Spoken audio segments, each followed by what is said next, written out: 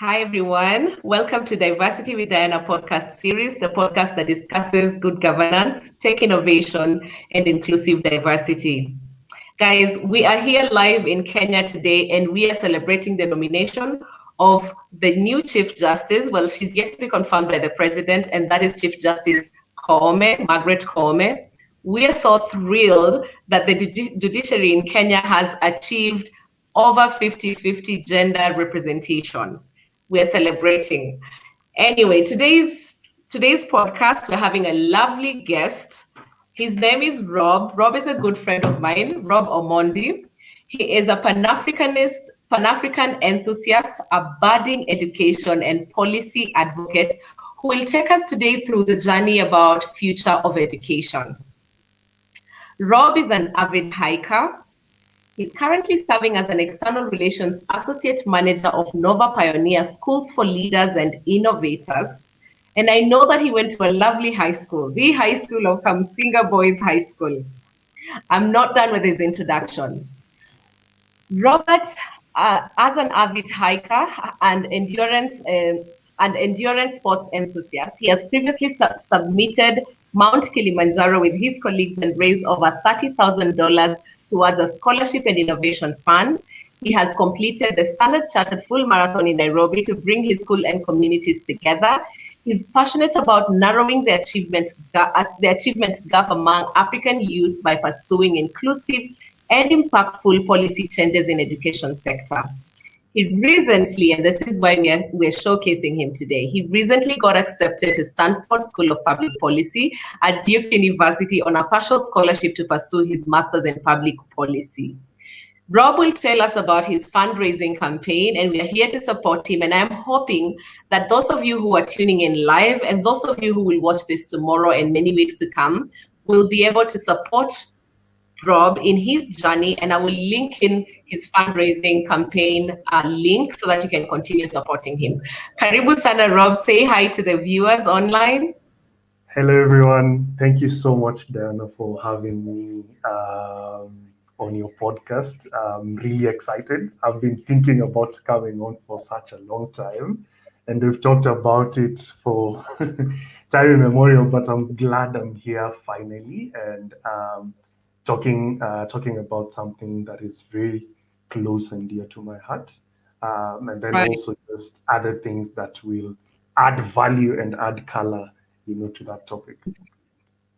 Absolutely. Thank you so much for accepting to come as well. So this was good that we both thought about coming together and having discussions on the podcast about diversity. So Rob, just introduce us now officially. I've done a whole lovely professional profile about yourself, but tell us on a personal level, who is Rob Omondi and where did he come from? Okay. Beautiful.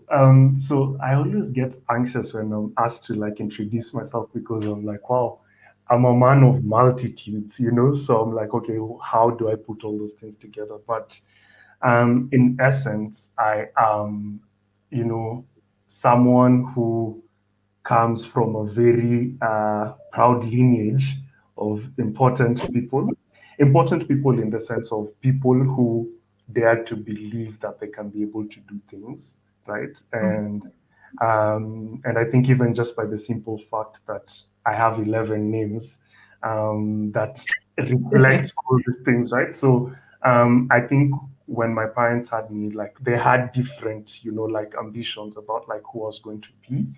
And I think I'm living up to that. So at the core of it, I'm really passionate about communities. I love people so much. And it doesn't come as a shock that I'm in the education sector. So I love education. I love constantly connecting and being around people. I love, just finding out what makes people tick.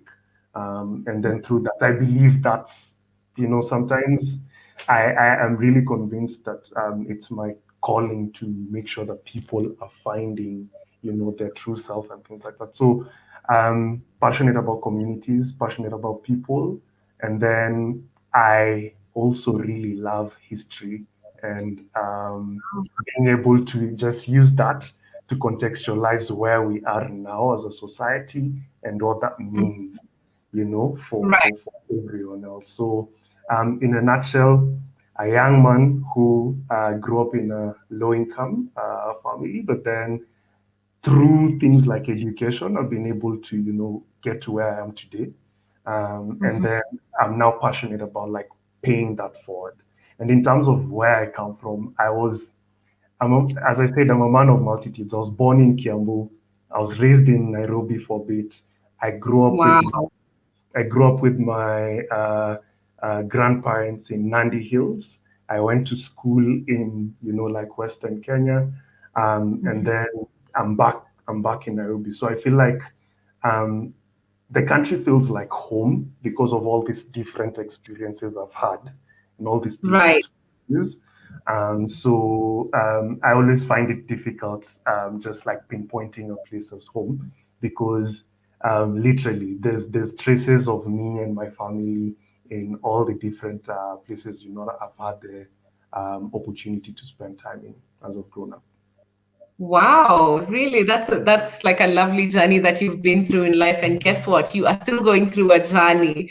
I want us to now come to the education element of it and why you actually chose education to be a passion of yourself. Like how is it that education became your passion?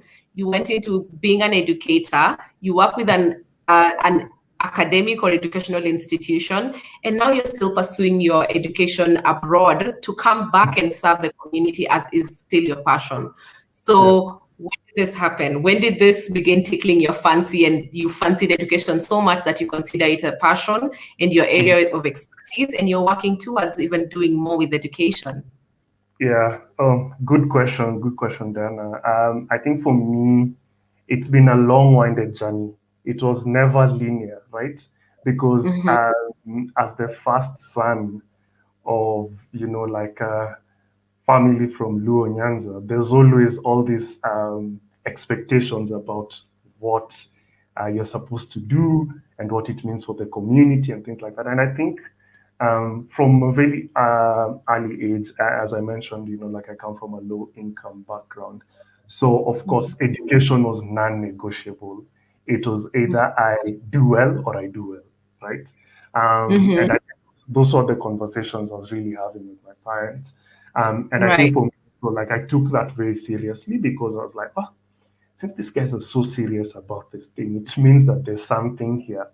So I think my childhood was really defined by just like that academic orientation, but then Right. not in the sense of like passion, but for me it was just an escape because I grew up Yeah. like I grew up in Umoja in Islam. So I think my mom always made a joke that she used to worry so much about whether I'll ever get to make friends because I was constantly just like studying, reading, and all those things. So I think Wow. that's when my relationship with education started, but not in Mm-hmm. the sense of I was really conscious that that is where I'd like to end up. So I did my primary school in Nairobi, and at the Mm-hmm. time when I was doing my KCP, this was in 2005. Mm-hmm. Um, we still had provinces then. So we had a chance to choose schools outside the province. So that's how I ended up at Friends School Kamusinga. And Right. then I think at Kamusinga is where now things just really hit the ground for me because Mm-hmm. I had just never been in such an environment where it was like academically competitive and it was, you know, you have to be good at sports, you have to be good at all these things. So I think that's when I was just exposed to another realm of like academic excellence, but then not in the Mm-hmm. sense of like still that this is something I wanted to do. So I was just Right. like an innocent bystander who's just participating in the system just to make things work. Mm-hmm. And I think after finishing school, everyone in Kamusinga were going through like a very defined path. So people would go to engineering school, medical school, and things like that. And Mm-hmm. I didn't think I didn't think that felt true to me. But then the Mm-hmm. decision I made, because I remember in class we used to be told, yeah, if you don't make it to University of Nairobi Chiromo campus, you've not made it to Mm-hmm. Nairobi. So Chiromo campus is where School of Medicine is. So that's Yes. why a lot of people who are going through those tracks just to at least get this, like semblance of excellence that was already predetermined for us. I Mhm. think for me also, like I figured, okay, University of Nairobi is where I have to end up. So I ended up Right. doing, I ended up going to University of Nairobi, and because I'll be very honest with you, this is how I Mhm. decided the course I was going to do. I was like, okay, people are doing engineering, people are doing medicine, people are doing law. So what's the next Right. hard thing I can do so that I have that proximity? So when I'm with my peers, it's not, oh, I'm doing Mhm. GBA or something like that. So Yeah. and I think that's it really matters because I'll talk about this later on when we're speaking about why we need to rethink how we're doing education in the country. So I Mhm. ended up doing finance, and I was very lucky. Like 8 months before graduation, I got a job in a consumer packaging goods company as a financial analyst, and I did that for like quite a bit of time. But then, as I Mhm. mentioned, I'm someone who's very passionate about people. So I was just trying to figure out because I was constantly behind my laptop, crunching Yes. numbers and stuff like that. And I was Mhm. very removed from the impact of whatever work we were doing because the company I was working for at the beginning was really focused on providing the FMCG goods, the fast moving consumer goods, to people who Right. couldn't afford the likes of, like Unilever, the likes of, Mm. Procter and Gamble. So it was a very localized company that was doing so well in terms of Mhm. moving volumes within the Comesa region. So like from Central Wow. Africa to Eastern Africa and some bits of Southern Africa. So I was really passionate about. So I wanted to know how do I get to talk to these people and understand how these products are impacting their lives. Mm. And then I think as I was hitting my second year at that organization, I just realized that um, Mm. some I had a health scare, and Mm. it was due to stress, right? Because I was no longer enjoying what I was doing. I was Mhm. constantly panicking on Sundays because Monday I have to go to work. So Wow. based on just the horrible health scare, I had to take a step back. And around that time, Mm. Mr. Christopher Haim, who's a director at Novo Pioneer and a former principal at Friends School Kamusinga, there was a Mm. newspaper article about him starting a school. So I was really curious about it, read the article, and Mhm. I knew someone was working at Novo then, connected with them. I knew I wasn't qualified for the roles. I went to the career section and I saw an opening in admissions, Mm. and I fell in love. Do you know that moment when you look at something and you're like, this is me? I need to Mhm. figure out a way to get here. So I Mm. looked at the role, and it was an opening in admissions, and I was like, I don't have any experience in this. But then I looked at the job description, and it was saying, interacting with people, talking to parents, giving, trying to just like walk, hold their hand and walk with them through that Right. journey of deciding which school they want to Mhm. take their child to. So that was very like interesting to me. And I think Mhm. what made me get the job, to be honest, was Mhm. just the passion because I got in, I was like 3 or so hours late for the interview, but I was able, I was able Mhm. to, yeah, I was able to articulate my passion because when Right. I got into the school, I just immediately I met some Form 1 students who were, just like very eager to see me, and it was so different for me because I was like, wow, why are they just curious and why are they so interested in finding out who I am and why I'm here. So I think I shared that story, and Yes. that enabled me. As I say, the rest is history. So it will be 5 years at Novo Pioneer, like in July. And I think for me, Wow. this You've been there for 5 years. yes, yes, and it's been that was the beginning of my passion for education because in essence, Mhm. the organization I work for is really front and center in trying to reimagine how education is being done in the continent, right? So that's where I've been Right. able to see the impact of a Mhm. student-centered learning model, and then also, Mhm. quite frankly, because I've really grown over the last 5 years, just by the simple fact of being exposed to that environment. So there's something infectious about being in an environment where there's like young people who are eager to be better, they're eager to know more, they're eager to do more, and things like that. And this goes to say them for the teachers. And I think with an environment that rewards that, then you tend to like really take a lot from it as a person. So that's where my my journey with education began. And then now when I connect the dots, I feel like this is where I was meant to be quite honest, because But yeah. mm, sorry. Yeah, Rob, it's very interesting that you're saying, in your journey, I can clearly pick out the points where education needs to be relooked into and our curriculum needs to be remodeled. I do know, in fact, this is your area of expertise. You could tell us about maybe what the public school systems are trying to do with the competency-based curriculum. Yeah. But you have just said how you are trained for one thing, and then you saw a job advert, and that spoke to you differently, and you felt inspired to actually respond to that call because that aligned with your passion and what you're feeling at the moment. I'm sure I also have a similar experience where I went to school and studied one thing. In fact, when I enrolled in Kenyatta University, I wanted to be, because I was good in mathematics, I wanted to do either accounting or something. And of course, it also, I was also influenced by my dad, who was an accountant. And so because I was good in mathematics, I thought, I must do accounting or something. When I got in there, self-awareness made me realize that I'm a people's person, just like you are. So I was like, there's no way I am going to do accounting or finance option or even procurement option in my Bachelor of Commerce. I focused on marketing because I wanted to interact with people, I wanted to chat with people, and so on and so forth. So fast track to me I did have some at least favor in working in media. Then I managed to do my marketing job, which I actually trained for. But now I'm actually happy.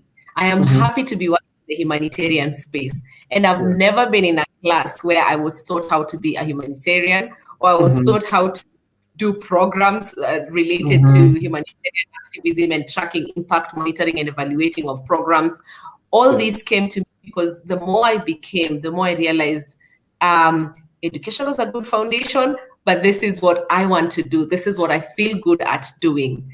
And so maybe let's just take it back now. You've told us about your journey, and we're happy now we know Rob. We know who you are. We know where you started, where your passion is, and how you even ended up working at Nova Pioneer. So let's talk about the education element itself. What is the current situation of the education in the country? And then how do you envision it to be like in future? What would success look like for education in Kenya? Yes, Rob. No, thank you. I feel like that's a very like important way to just like put this together.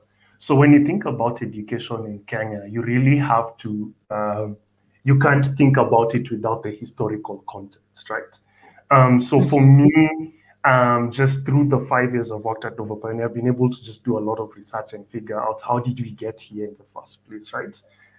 So a very important document, like just setting the foundation for the history of like education reforms in Kenya, is the Omondi report from 1964.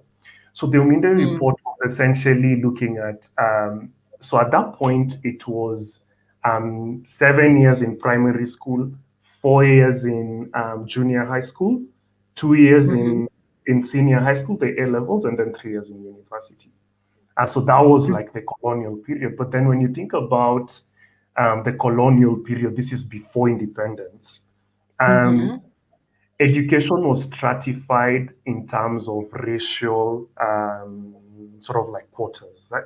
So you'd find that there were schools that were started specifically for Africans. I don't know, and a lot of these schools are called Africa Government School, like for instance, Kakamega High School started as Africa Government School, for something like arithmetics and something like that, and the same as Kisii High School as well. So there were like pockets of schools for like indigenous people, and then there were schools like Duke of Gloucester, which is now Jamhuri High School, which was just for Asians, and then there was like Highland School, which is Moi Girls Eldoret, which was just for the European people. So the idea of the colonialist was thinking that the education level of the way an African adult would be able to conceptualize things would be at the same level to a like 7 to 8 year old European, right? So this was their notion. And so you find that a Wow. lot of the schools were doing like basic arithmetics. And it was just like very rudimentary skills that, were not amounting to much, like in terms of like, what is this preparing people for? So Right, right. With the Ominde report, they figured out that okay, we had students learning without a concept of a nation, without a concept of understanding their directions. So they set up the like 7-4-2-3. This is now between 1964 and 1984. And in between, there was like also like a lot of intervention with the International Labour Organization, because then I think we don't think about it now, but then there's also like a huge problem in terms of unemployment, right? Because whatever the education system was preparing people for was not relevant for what was Right. available in terms of employment opportunities. So with that, there was a McKay report now in preparation to the change to 844. So now this McKay report was essentially focusing on how do we make sure that we're building skills that will enable learners, once they leave school, they're able to have those self-sufficient skills that they can be able to do things for themselves. I don't know if you Right. remember this, but then if you went to school in the 90s, you remember those things like art, those things like music, those things like woodwork, Yes. metalwork, Yeah. Yes. electricity, all those things, home economics, home science, The agriculture. So, result of which report is that? that's a McKay report. McKay Um, report. Yes, McKay report. I think it was between 1982 and 1984. So with the McKay report, they were just literally trying to say that, okay, 7 years in primary school is not enough. So we need to extend primary school. We need to cut off the time students are spending in high school. And then also ensure there's a seamless transition to university. With the Ominde report, remember that the focus was nation building. So you remember Yeah. there people would spend a year at national youth service before going to university. So you find that that was the purpose 7423 was serving. And then for Right. 844 now it was supposed to now be like a very practical functional curriculum.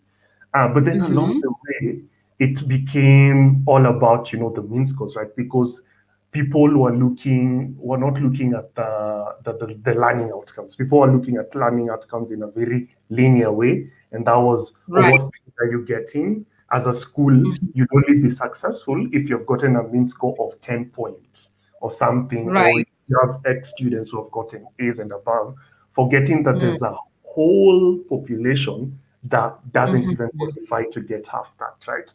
So then Right. 844 ended up becoming like something that is more about, like the mean score. So on paper, it's actually like a great curriculum in terms of like the skills it's supposed to build. But then Right. in terms of how it was executed, it ended up being all about preparing people for the white collar jobs, right? And if Right. you think about the economy of the country, the Kenya's economy is run by the informal sector, right? It's run by the Exactly. small, medium enterprises, and these are people Right. who haven't been able to go to, like the universities and so forth. And then now Right. enter the competency-based curriculum. So I think the point I'm trying to raise is that with the historical context, you see that with each reform, it's trying to play a particular role. So now Right. the competency-based curriculum, I feel like this is where now we as a country are making an attempt to adapt to whatever changes are coming in the world, right? And there's the thing of like automation, there's the things of like the future of work, and then you find that now we're realizing that a lot of our graduates are lacking in soft skills. Yes, you have an A, but beyond that A, what else are you bringing to the table, right? Beyond your first class honors, what core skills are you bringing to the table? Can you collaborate? And when you think of about how we've been taught in 844. It's all about competition. It's all about Right. even how it's all about you want to be better than the next person by a huge margin. So we're not taught how to collaborate. So those are the skills that are lacking. And I think you even see them as you're interacting with people in adulthood, Right. where you feel like people don't have team skills, people don't have, just the basic, or of just how are we able to collaborate, how are we able to work together to drive an objective, even though we don't share the same, ideas, how do we Right. meet halfway? And then the biggest thing I think for me with competency-based curriculum, the execution is a whole other conversation, right?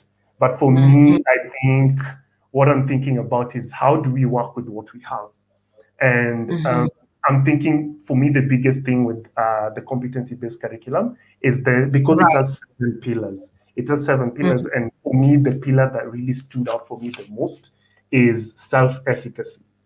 And self-efficacy is where we are moving from the notion of, oh, teacher told me to do ABC, so I'm doing it, right? Without even questioning, you know?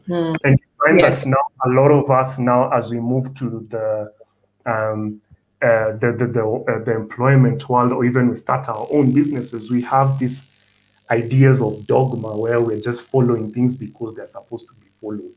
So Right. self-efficacy is a big one. And then there's also things about like learning to learn, because we always believe, and we used to have this culture, when you finish exams, you ban your books and things like that, because in our heads, that's the end of it. But then in actual sense, learning doesn't stop when you finish your exams. There's always going to be Right. continuity. And I think there needs to be a shift to where we are sensitizing our young people to understand that, yes, learning in the classroom is formal. That's one way of learning. You can also learn through like having a conversation with your peers. That's when you meet people differently from you. And then also you Right. can learn when you're playing in the field, right? When you're participating in, and that's why it's really important when Right. you hear schools talking about extracurricular activities. I even struggle with the term extracurricular activities. This should be co-curricular activities because That's right. it's supposed to be complementing the learning, right?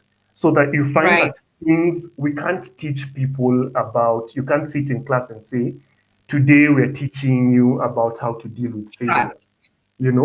Or Today even we're teaching teamwork, how to yeah, work together as a team, elect a exactly. leader, and have Mhm. somebody else control in the group, and then together come up with a team Precisely. through consensus and make decisions. Yeah. Exactly. And those are things you learn from the field. Those are things you learn from the field. So when I think about the future of education, it's not about reinventing the wheel and thinking about, oh, we need to have 3D printing, we need to, like equip our schools with laptops and things like that. We Right. have to make the small tweaks. And I think for me, the small tweaks are things like how do we shift from focusing on the aspect of access, right? Because right now we're just focusing on, oh, there's 100% transition from primary school to high school, right? Right. That's all good. And yes, a lot of people are transitioning to high school. And then also let's talk about the transition from high school to now tertiary institutions, right? So you see Right. now there's been a shift to like, implementing all these like universities. But then all these graduates, once they leave school, they don't really have something to do, right? Right. Because we've fed them that narrative that you just get your degree, you're good to go, you know? And even for me, like my thesis on where the most impact will happen is not even in university. And where I hope to focus on in terms of policy wise is that just Right. transition from secondary school to even because people who go to university are not the majority. There's like 70% of people who don't meet the C plus uh, Right.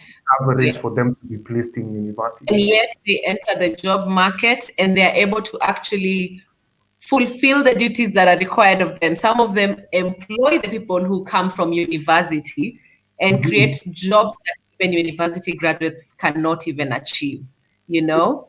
Precisely. And this is not to say that there isn't work that needs to be done with the universities. Of course, there needs to be like a whole overhaul in terms of how we're thinking about our education system.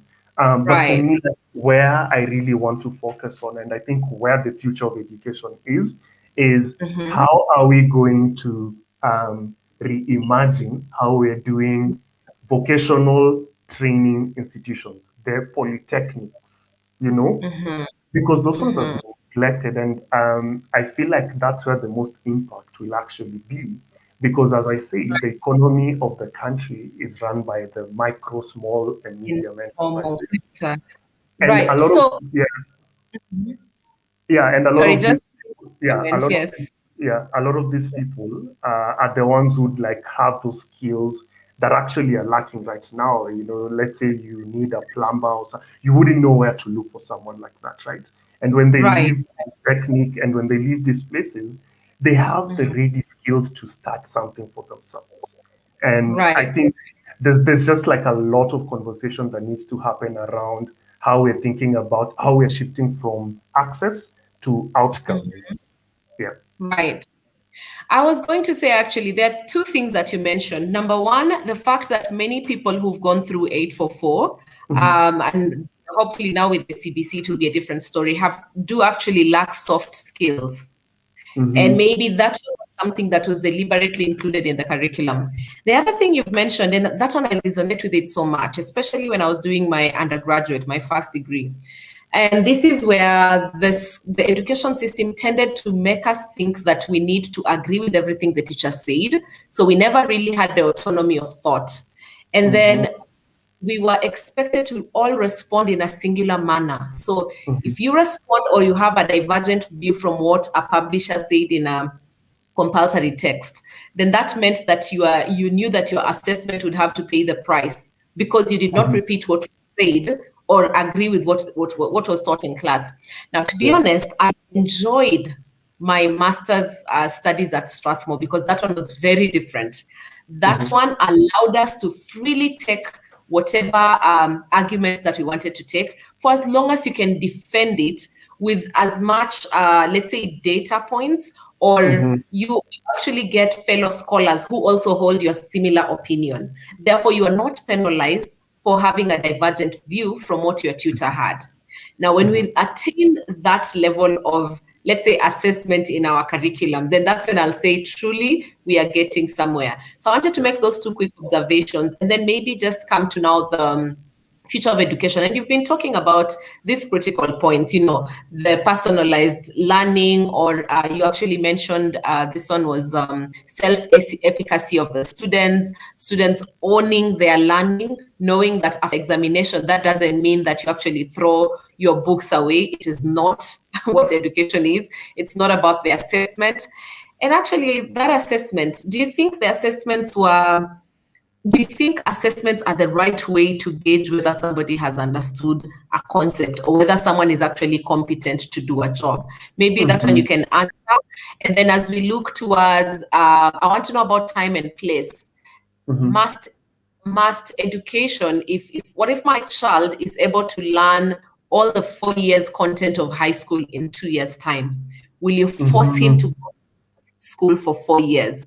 What if Mm-hmm. my child excels in the morning hours and then in the afternoon hours, he or she doesn't want to study?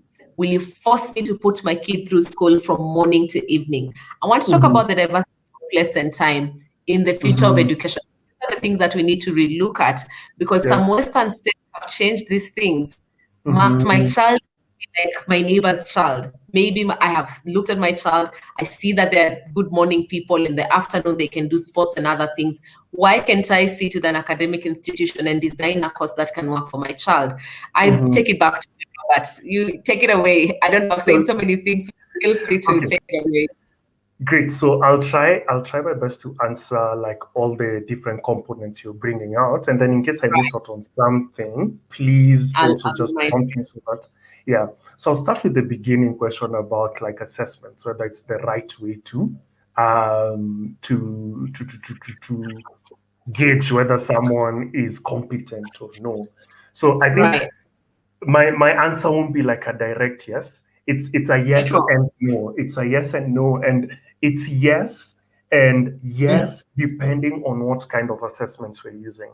So Right. like right now there's a very big debate around assessments, whether so there's something called summative assessments and there's something called formative assessment, right? So what we've been using is essentially looking at one big exam that determines. It's not true that it determines, like quote unquote determines your future, right? Think about the KCPEs, the Right. KCSEs, things like that, right? Mm. So that's the formative one. But the summative one is like, how are we looking at your progress over time, right? So I'd say assessment is good depending on, first of all, what are we testing for, right? It can't just be the testing, oh, you're good at getting 90% in mathematics, but what is it exactly that you're getting 90% in, right? Are you, because even if you're getting 90%, there's still a 10% you missed, you know? So that 10%.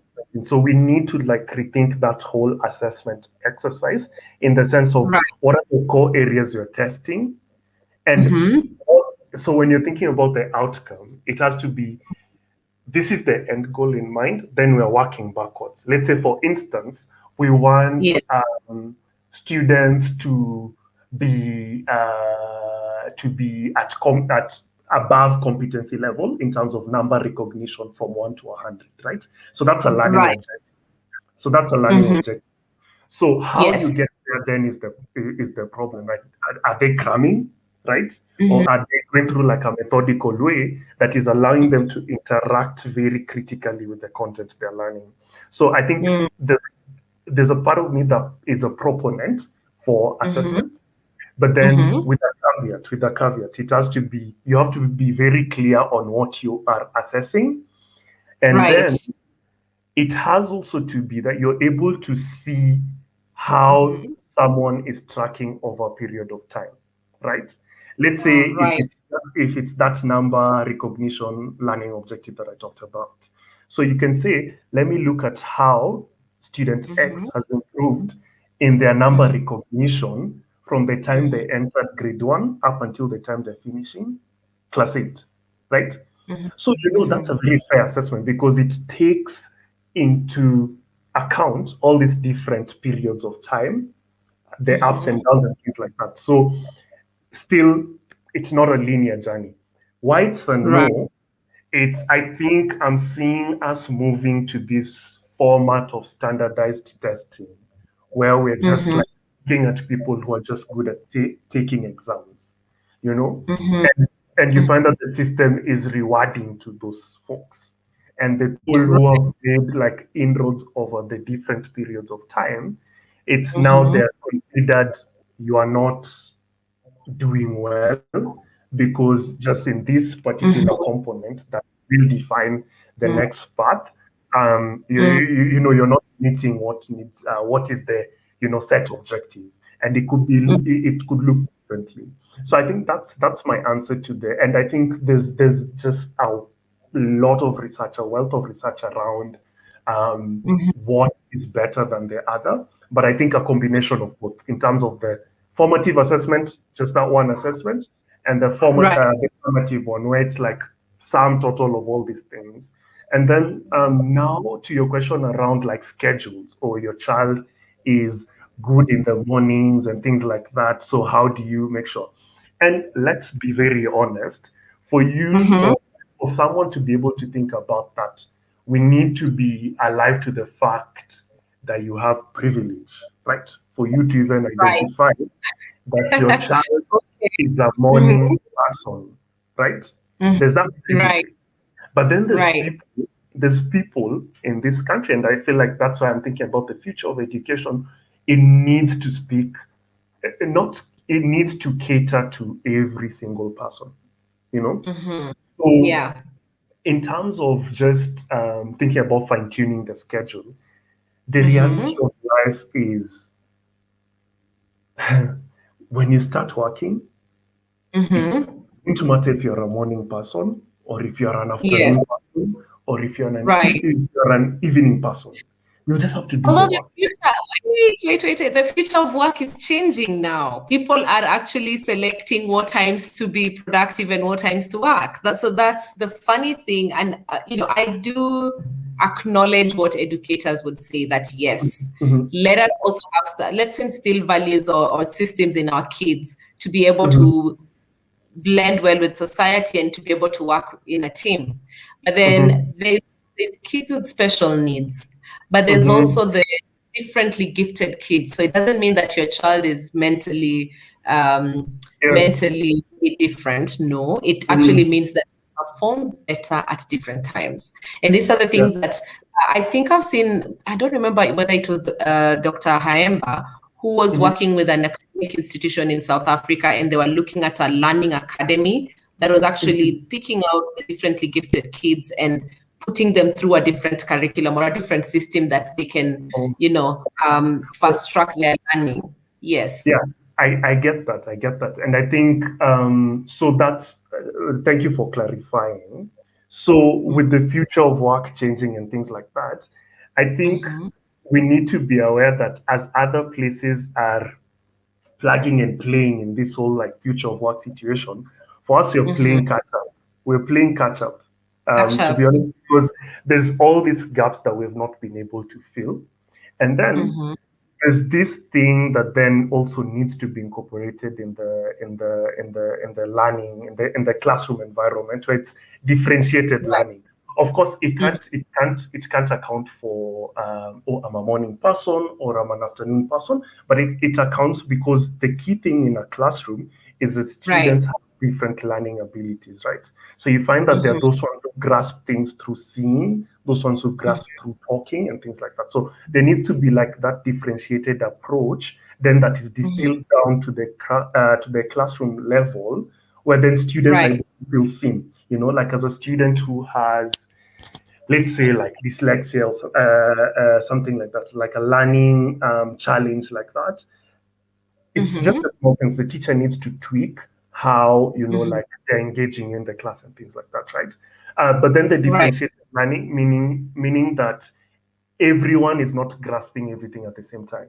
People have their different times, abilities, and things like that. So that needs to be taken account. And I think what we are not seeing in the current, 844, like curriculum is just that it's a cookie cutter. Everyone is, we're learning about maybe like moles in chemistry, and everyone is understanding this the same way. So there's that assumption. So there needs to be a differentiated approach where even like post class, there's a way students can be able to even organize within themselves. And this is where I was speaking about lifelong learning is important. And then also we need to shift from that thing of like learning can only happen when the teacher is talking. So we can also make use of peer-to-peer learning where students can learn from their counterparts, right? And that needs to be mainstreamed where they are able to just, understand that, oh, it's not only teacher who can be able to teach me this. I can also learn this from my fellow, like counterparts. And then I can also learn by trying and failing, right?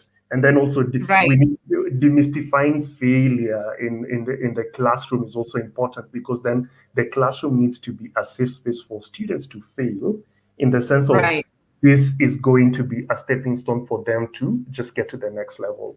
So to answer your question, there's a space for differentiated learning in terms of thinking about the scalability of it.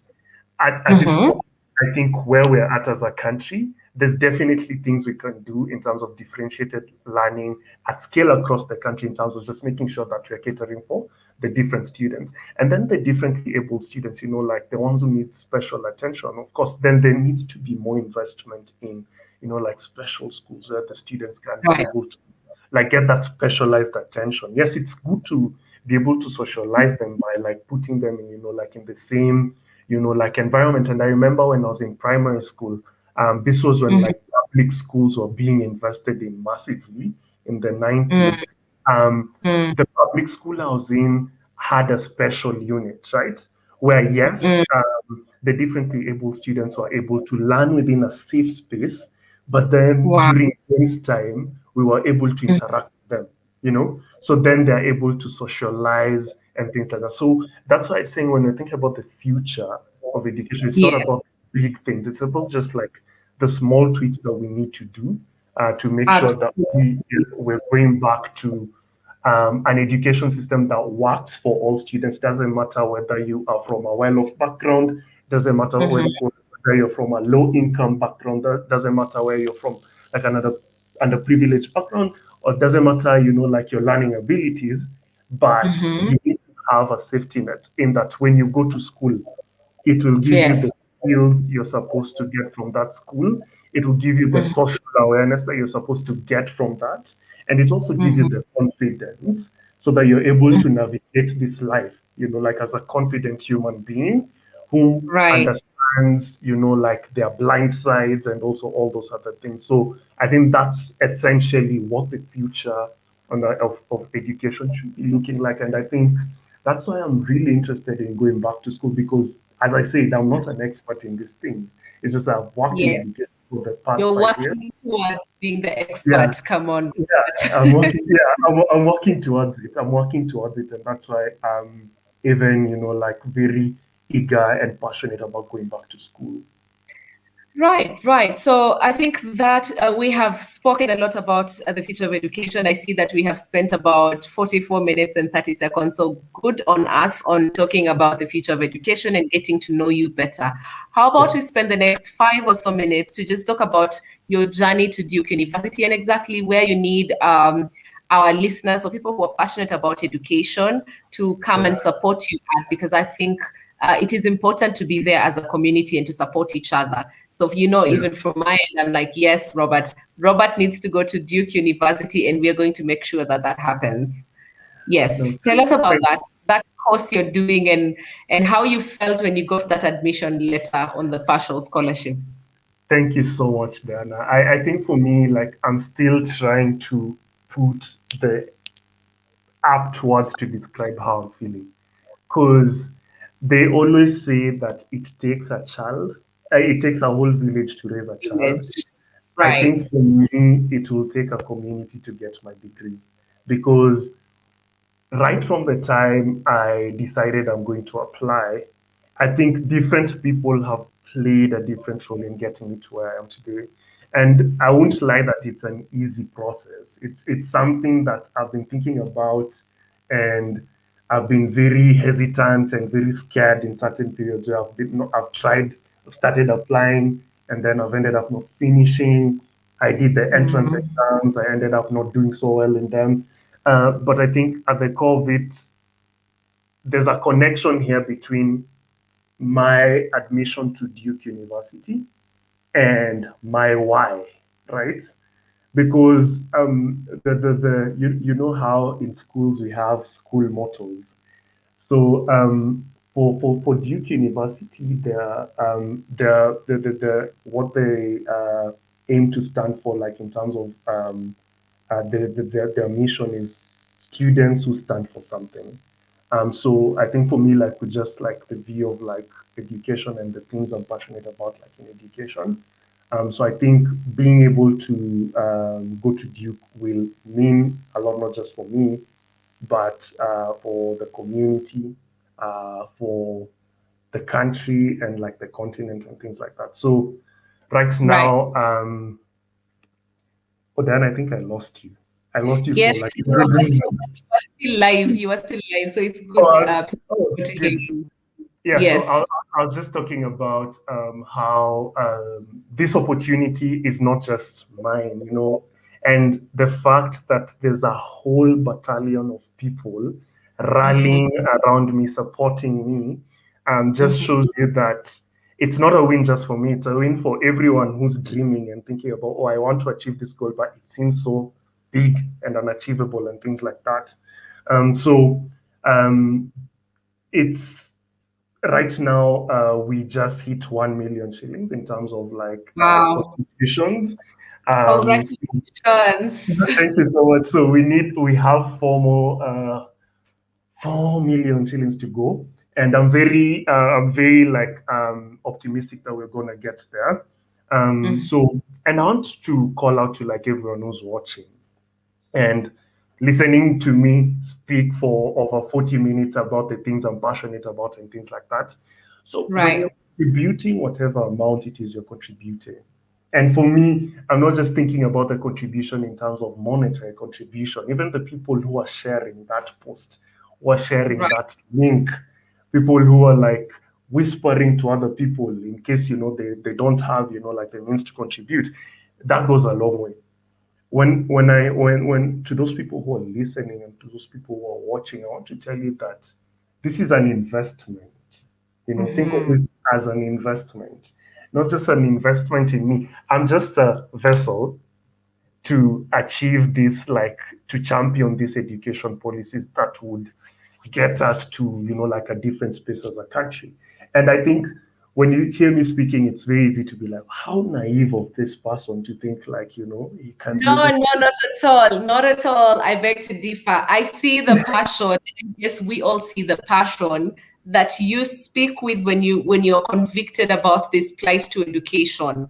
Like I said, I don't think many young people get passionately into education as you do. And if they do, maybe most of them are not proud of it on social media to say, I'm a proud educator. I do this. I saw a job in an Mm, academic institution, and it's yeah, about admissions, and it spoke to me. I mean, Robert, who says that? Only somebody who has the passion, and that person will definitely serve. So that is an investment that we're exactly, going to put into you. exactly, Yes.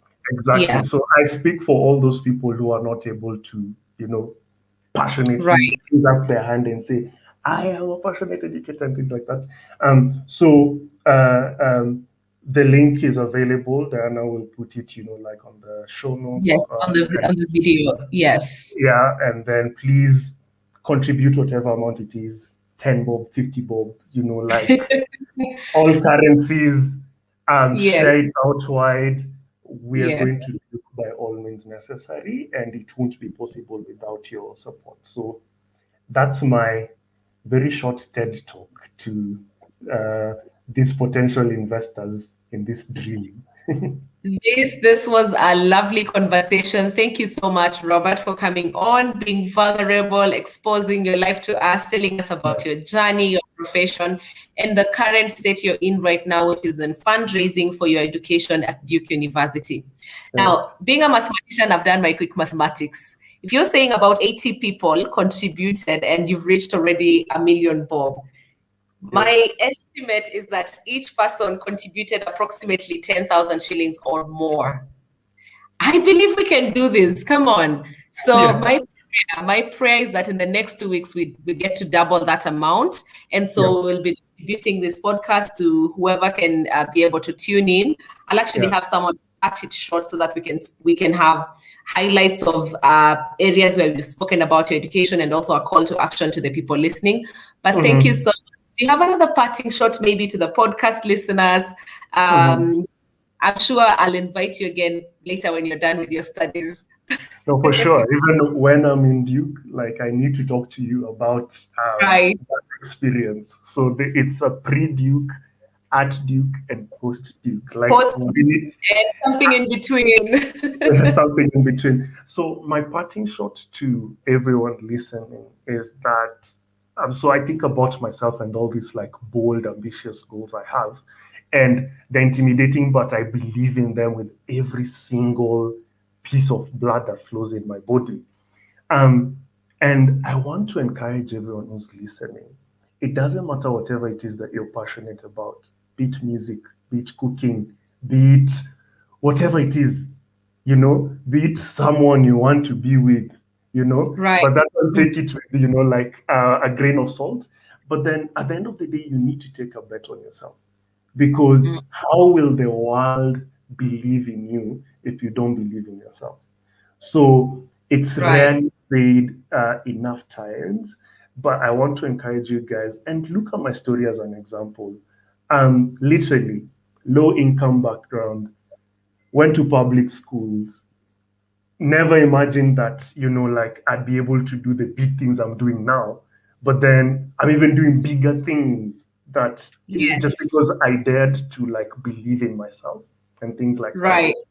So Mm-hmm. please, guys, believe in yourself and don't think of like doing everything at a time. For me, this journey Right. has taken years, for me to even get accepted. There's been so many rejections, but you need to have the patience of understanding that 80% of success, literally 80% of success, is just you showing up, showing up and be fully present for the things you're showing up for, right? Preached.